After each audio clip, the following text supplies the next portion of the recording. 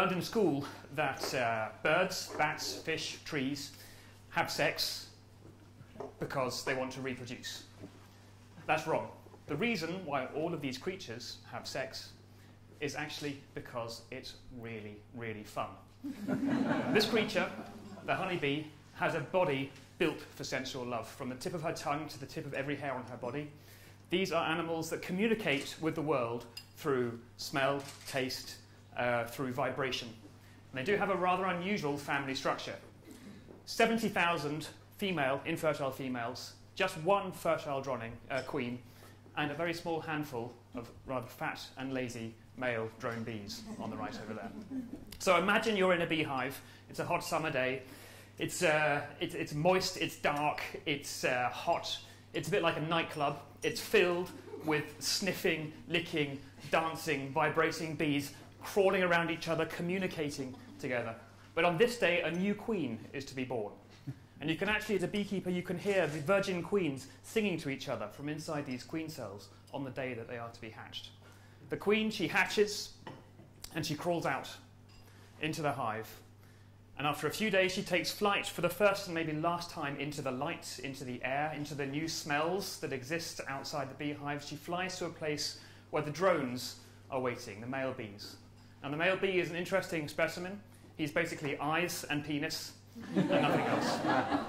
He is so fat and lazy that his internal organs are shriveled away to make space for his enormous member. He can't eat, he can't sting, he can just do one thing, and when he sees the queen, he gives chase. He chases her at 5 meters high, following her scent, which obsesses him until he gains on her, comes up from behind. His penis, which looks like the skull of a goat, covers the entire length of his body, extends, and on the moment that it makes contact with her body, he ejaculates with such a force that his penis literally shatters. His body falls back.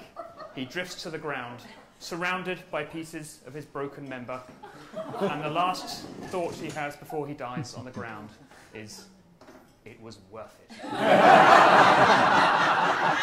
The queen, having mated with 20, 30, 50 drones, pieces of them still stuck to her body, she flies home, she crawls in. She's protected by her sisters who clean her up, and she begins to lay. She makes 2,000 eggs a day, every day, her own body weight for the rest of her life, and stays inside. But what about the others? What about the 70,000 female bees that also exist there? Remember pollination, the relationship that exists between bees and flowers. This is also a sexual relationship. And remember that bees, they experience smells like we experience voices. So you have to imagine the experience of being a bee in a flower, communicating with it. And the effect of that communication, the effect of that pollination, is magnificent in the world. Apples that are 60% bigger, richer, juicier strawberries, everything that we associate in the world with colour, with taste, with juices, with smells, with vegetables, all of these things come as a result of this relationship between the bee and the flower and pollination. And what can we learn from that? Actually, there's one thing that's really interesting about this, and you can see it as well in the way we work, is that every glass of honey that comes from the city has its own taste. In this picture, you can see honey from the whole of Copenhagen. Valby and Vesterbro, they have their own taste and their own flavour. What we can learn from this is actually the thing that is, I think, the biggest challenge facing humankind.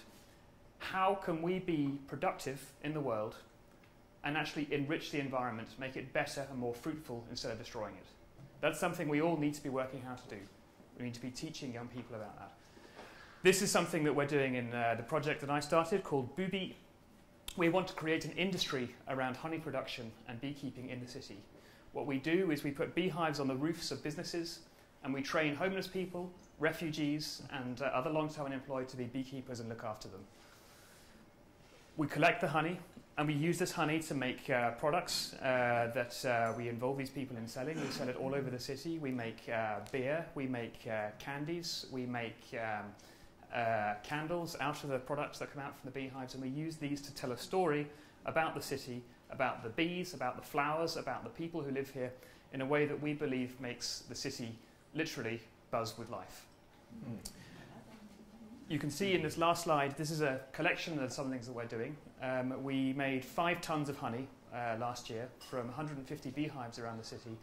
Our mission now is to have these things sold, to have them out there, to give them to the people of Copenhagen that they can enjoy, and that's what I hope that you can help me do.